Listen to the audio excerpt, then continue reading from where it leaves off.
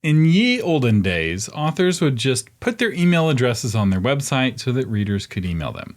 And this seemed like a good idea at the time. The problem was spammers got very good at harvesting these emails and selling the lists of emails that they had collected to other spammers. Pretty soon, your inbox was full not with emails from your readers, but emails from spammers. As an author, though, you do want readers to contact you. Your connection to your readers is critical. It helps make you a better author where you can write books that scratch the itch that your readers have. And it also helps you convert regular fans into super fans, which you will need for your next launch team. So, what should you do? What is the answer to a good contact page? Well, I'll tell you, don't copy what you see other authors doing because most author contact pages are hot garbage. They irritate readers and inhibit that superfan creation. So how do you make a contact page that actually works and that readers actually enjoy using? Well, find out in this episode of Novel Marketing, the longest running book marketing podcast in the world. And don't forget to subscribe to this podcast to get new marketing tips and tricks every week. So first, let's talk briefly about why you want a contact page, because there's two very different reasons. One is to make it harder to contact you, and the second is to make it easier to contact you. So you have to ask yourself the question, do I want to make it easier or harder for people to contact me? Now, for most of you, most of the time, you want to make it easier for readers to contact you, but you also want to make it harder for spammers to contact you. So we'll talk about how to keep the spammers away here in a second. But if you do want to make it easier for your readers to contact you, you're going to want to include more than just a contact form. This is one of the big mistakes that a lot of authors make is that they create a contact page, they dump a contact form on there, and then they're done. And that's a mistake, at least if you want to make it easier for people to contact you. So I would encourage you to put a phone number on your contact page. Now, you could put your actual phone number, but it might ring in the middle of the night. You don't want that, although there are things you can do on your phone to put it to silent or whatever while you're sleeping.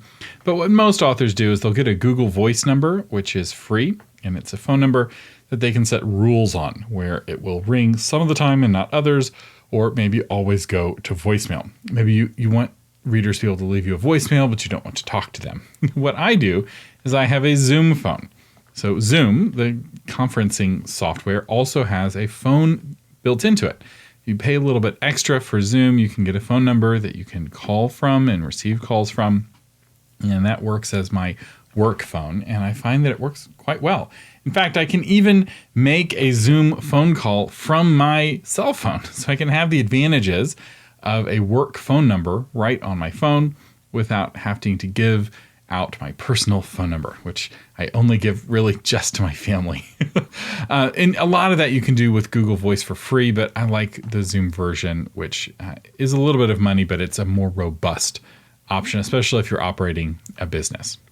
So in addition to your phone number, you might consider your mailing address. Now, I don't recommend that you put your home address here, although if you have your home address in your email newsletter, you might as well also put it on your contact form because anybody can subscribe to your email newsletter and scroll down and get your home address. In fact, that's often how I'll get people's addresses. But for most of you, you'll want to get either a P.O. box or a UPS box. I have a UPS box. It costs the same as a P.O. box, but it can receive regular American post office mail, but it also can receive UPS mail and FedEx. So UPS can receive anything, whereas a P.O. box is strictly post office only. Also, the customer service from the private corporation tends to be better than the government customer service you get. I've had both, and I much prefer the UPS box to the post office box. And don't underestimate the power of snail mail. Some readers really enjoy sending letters to authors, and I enjoy getting letters from listeners. In fact, the books that you see me on the shelf come from listeners. I have many listeners will send me copies of their books. They'll send really nice notes, and I want to receive that. That's why I have my mailing address on my contact page. It's why I have the UPS box. In fact, some people who want to support the show but don't want to use Patreon will mail me a physical paper check. And I think allowing real life physical interaction with your readers is really good.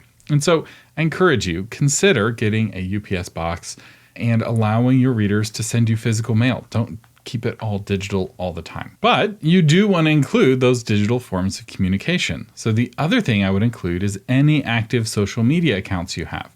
You're like, why would I put these on my contact page? Well, some readers may prefer to DM you, to slide into your DMs, rather than mailing you or filling out your contact form or calling you or sending you a letter. So again, the goal of a contact page, the goal of every page on your website is to serve and bless your readers. And so you want to give them every channel that you can be contacted and want to be contacted. So it's up to you, right? Again, you may want the contact page to really ratchet it down and all of the submissions to that contact form go to your assistant. None of it goes to you. And if that's your goal, you can do that on a contact page. But for me, I want to make it easy for people to contact me. So I include links to the social media accounts I actually use, which isn't very many. I'm not active on social media, but you might be more active. And so if you're active, link to the ones that you actually use. Don't link to all of them. Don't link to the ones you used to use and don't use anymore. Just link to the ones you're active with. I feel really bad because people will message me on Facebook and I'll go months without seeing it because I don't check Facebook. And that's not how to interact with me. So I don't have a link to my Facebook on my contact page. All right, so enough about the contact page. Now let's talk about the contact form itself.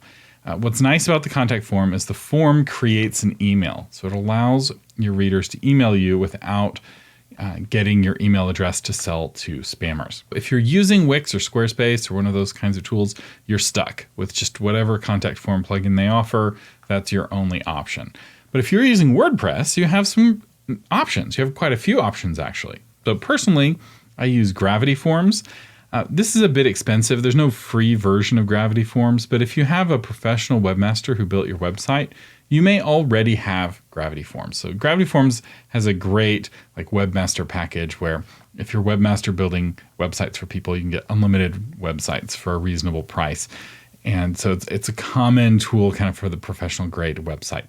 If you're building your website yourself, if you're on a tight budget, you'll probably want to use either Contact Form 7, which is the most popular, or WP Forms, which is the easiest to use. We'll link to both of these in the show notes. You can install them right from your WordPress dashboard. They're right there in the plugin repository. They both have millions and millions of users. In fact, I think both of these plugins are more popular than Wix and Squarespace, to give you an idea. So they're great tools that you can use to build your contact form. Now, the free version of these plugins is pretty pared down, but fortunately for you, all you need is the pared down version. You're not building a complicated form or someone's applying to a job or applying to join your launch team. You could build that complicated form with these plugins, especially with the paid versions, but most authors for a launch team will use a Google form, which doesn't work well as a contact form, but it makes a great tool for a launch team application form. The one feature that might be worth paying for is if you want to use your contact form to grow your email list, the paid versions of the plugins come with email list integration. Often this is a check mark underneath the submit form or somewhere on the form saying, subscribe me to get book updates, something like that. That way everyone who contacts you has an opportunity to get added to your email newsletter if they're not there already. It could be a good way to grow your list, but in my experience, it's often not worth the money, depending on your budget. So a couple of tips when it comes to the contact form. Always add the spam protection. If you're using Akismet for blog spam protection, if you're blogging and you don't want blog spam, Akismet is provided by Automatic. That Akismet protection also can protect your contact form. And in my experience, that's sufficient. There are other ways of protecting from spam, and I recommend turning on all of them that aren't annoying to your users. And I wouldn't turn on the annoying ones where they have to pick out the cars and the traffic lights and the boats unless you absolutely have to. And this is perhaps the most important thing for a contact form. And I feel a little bad waiting this long into the episode to talk about it, but that is to test your contact form. You want to fill out the contact form as if you were a reader. So you put your name, test reader, and you put an email address or your spouse's email address, and then you type a message saying this is a test message, and you click submit, and then you see if it actually goes through. So probably 50% of contact forms amongst the author community don't work. because they never tested them. Something went wrong, they forgot to put their email address, or somehow it's configured incorrectly. And the worst thing is, it's broken in a way where the reader doesn't know the message is getting to the author. I once worked with an author, and she was using Gravity Forms. And one of the advantages of the pro version of Gravity Forms is it keeps a record of all of the submissions that come in. And she had changed her email address and forgot to change her contact form to go to her new email address. And she had a year's worth of emails, not just from readers, but from event coordinators trying to book her to speak, from media and PR people trying to book her to come on their shows, even on, I think there was a television producer trying to reach out to her. All of those messages did not get to her because she wasn't testing her form. So you don't just test it when you build it. I would test it on your birthday. It's one of those things like your smoke detector. It's really good to test your contact form. Just make sure that the pipes are flowing. It's not accidentally going to spam. There's a lot of things that can break with a contact form because it's different systems working together. It's a website and email working together. Those are completely different technologies on the internet that use different protocols, and it's good to just test it. It's often not hard to fix a problem. Often the problems are as simple as, oh, this is my old Yahoo address. I don't check it anymore. Oh, this went to my old address for my old house. I forgot. I moved, and lots of little things like that can break it. So test, test, test. Also, as you're building your contact form, you'll be tempted to add a lot of fields. You'll have the basic one, which is email address, subject, and body. And for most authors, that's enough, those three fields. But you may be tempted to be like, what was your favorite book? And, tell me about you, and what's your phone number, and what's your zip code? And don't do that. Keep it simple. The reader can put the information they want to send you in the body of the form. They don't need to have a lot of fields, and especially don't have too many fields where they're required. Now, for a long time, I had my contact form set to make it harder to contact me, and actually require that people put their website address, which was a way of keeping authors who didn't have a website from reaching out to me. I don't do that anymore. I want to hear from authors who don't have a website yet, but I did do that for a long time, and that was a great way of reducing the amount of incoming email. So it's up to you if you want lots of communication or less communication, and you may go through different seasons of your life where, if you're getting a lot of hate from the internet, you ratchet it down, make it harder for people to contact you. I also recommend that you make your contact form and your contact page very easy to find. So put it in the menu at the top of your website, make it the last menu item. That's where people expect to find it, and use the single word contact. Don't say contact me. Don't say contact Josh, just the word contact. Menu items should be simple and they should be standard. This is not where you get creative. So if you have a way of communicating in your book that's the Horn of Gondor, don't call your contact page Horn of Gondor, at least in the menu. You can put the Horn of Gondor on the page as a graphic maybe, but keep it simple, keep it easy. This is what makes a website easy to use. And if you do this, I think you'll find that you're going to get more communication from your readers, not just through email as they fill out the contact form, but also potentially voicemails, which I enjoy getting voicemails from readers. I have a phone number. I even have a way where you can upload a question. Sometimes I'll even play those questions as a part of the episode. More often, I'll just listen to it and I'll make the episode about it without playing the audio, depending on the audio quality and how focused the question is. But I enjoy listening to my listeners, and you will enjoy listening to your readers. So make it easy for them to contact you, and they will.